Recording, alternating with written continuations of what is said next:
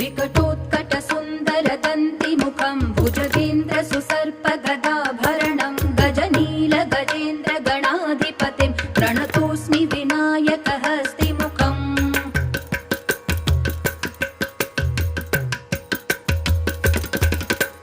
सुरसुरगणपति सुन्दरकेशं ऋषि गणपति यज्ञसमानं भव भव गणपति पद्मशरीरं जय जय गणपति दिव्य नमस्ते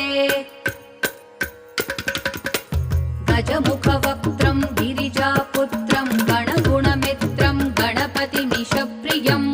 गणपतिमीशप्रियं गणपतिमीशप्रियम् करधृतपरशुं कङ्कणपाणिं कबलितपद्मरुचिं